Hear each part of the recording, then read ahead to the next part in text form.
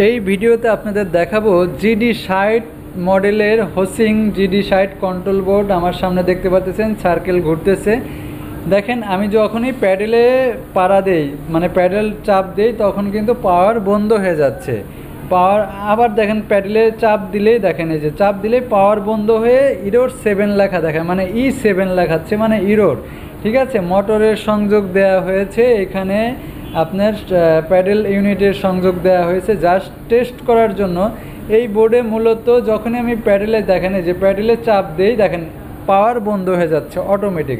এটা কি কারণে হয় আমি এই ভিডিওতে দেখিয়ে দিয়েছি, ভিডিও না টেনে সম্পূর্ণ দেখুন। তাহলে দেখেন এই যে চাপ দিলেই পাওয়ার বন্ধ হয়ে যায়, ইরোর 7 লেখা দেখায়। ঠিক আছে, তাহলে আমরা এটা সমাধান করার চেষ্টা করব। ঠিক আছে, সব বোর্ডই যে ঠিক হবে এমন কোনো কথা নাই। ঠিক আছে, কত বোর্ড নর্মাল অবস্থায় ঠিক হয় না, আবার দেখেছি যে অনেক কঠিন কঠিন প্রবলেম হয়, সেগুলো ঠিক হয়ে যায়। তা দেখেন সর্বপ্রথম আমি বোর্ডের এই আইপিএমটা চেক দেব, আইপিএম শর্ট আছে কি না। ঠিক আছে, তাহলে আমি যে মিটার নিলাম, মিটার নেওয়ার পরে আইপিএম আমি দেখব যে ঠিক আছে কিনা। ঠিক আছে, দেখেন এই যে আমি এখানে মিটার ধরতেছি, ধরার পরে আমি দেখলাম আইপিএমে এখানে কত আছে 456। ঠিক আছে, এরপরেরটা আছে কত 456, এরপরেরটা কত আছে দেখি, এরপরেরটায় আপনার 456।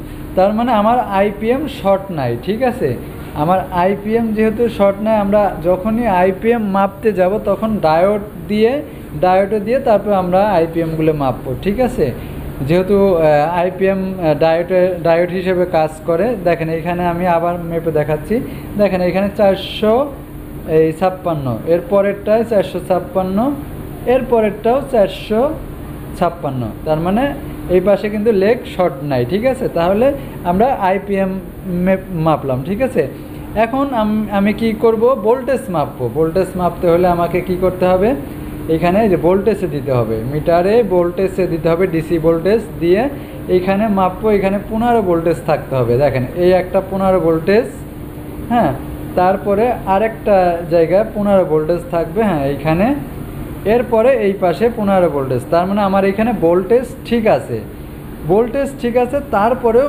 কিন্তু আপনার ইরোর 7 দেখাচ্ছে, এই প্রবলেমগুলো দেখাচ্ছে। আমি এইখানে VHC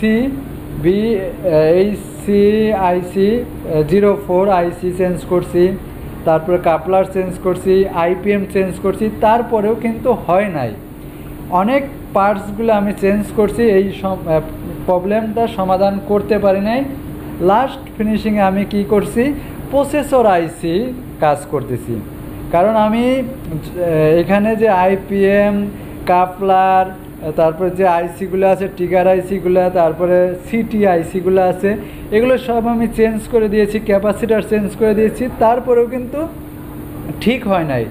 এখন জাস্ট লাস্ট চিকিৎসা আমার এখানে যে প্রসেসর আইসি আছে, সেই প্রসেসর আইসি আমি চেঞ্জ করতেছি। ঠিক আছে, তো প্রসেসর আইসি চেঞ্জ করে দেখব। আমি প্রসেসর আইসি খোলার চেষ্টা করতেছি। তাই ভালো থাকবেন সবাই, সুস্থ থাকবেন। আজকের মতো এখানেই বিদায় নিচ্ছি। পরবর্তী ভিডিও দেখার জন্য আমন্ত্রণ রইল। আল্লাহ।